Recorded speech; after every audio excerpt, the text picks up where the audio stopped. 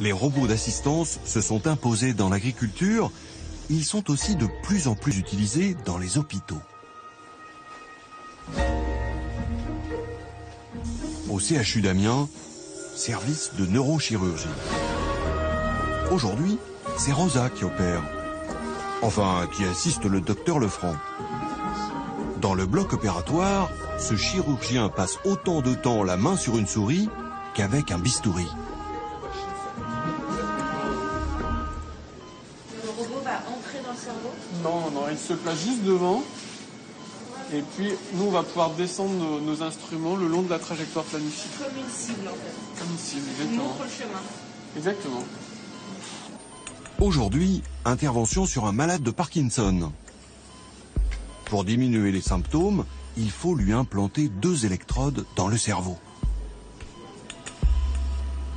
Comme un GPS, le robot se place à l'endroit précis où le médecin doit glisser ses instruments. Il va le guider au millimètre près, grâce à ces images en 3 dimensions.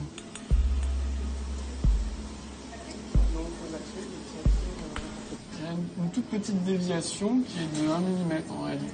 En réalité, là, c'est là où on devrait être, et ça, on va le corriger. Et ça, il n'y a que le robot qui est capable de le faire. Là, l'électrode marchera mieux, donnera plus d'effet. Alors, on va aller corriger ça. Cette opération, les chirurgiens savent la faire sans robot, mais pas à ce niveau de précision. Avant Rosa, le patient devait être opéré éveillé. Et l'intervention qui a duré 10 heures prenait 2 fois plus de temps. Rosa, là encore, une invention française.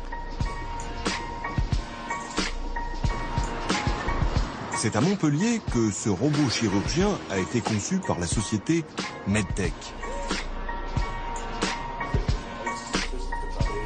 Son patron est peu connu en France. Pourtant, il y a 4 ans, il a été désigné par les Canadiens 4e entrepreneur le plus révolutionnaire, juste derrière le fondateur d'Apple, le patron de Facebook et James Cameron, le réalisateur du film Titanic. C'est bien moi, je confirme. Confirmé, c'est bon? C'est bien moi, ouais, effectivement. Ça. 4e entrepreneur le plus révolutionnaire. Vous êtes gêné? Non, j'en suis extrêmement fier. J'en suis extrêmement fier. Bertin Naoum la joue modeste.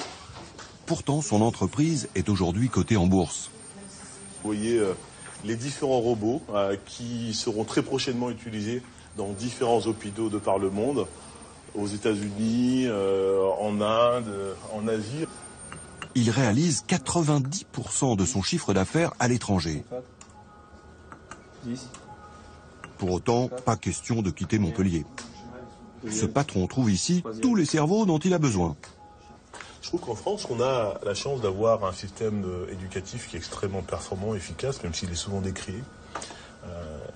Mais en tous les cas, on est capable de trouver des gens extrêmement bien formés qui permettent à des sociétés innovantes telles que les nôtres de trouver toutes les ressources humaines nécessaires à la mise au point de nos projets.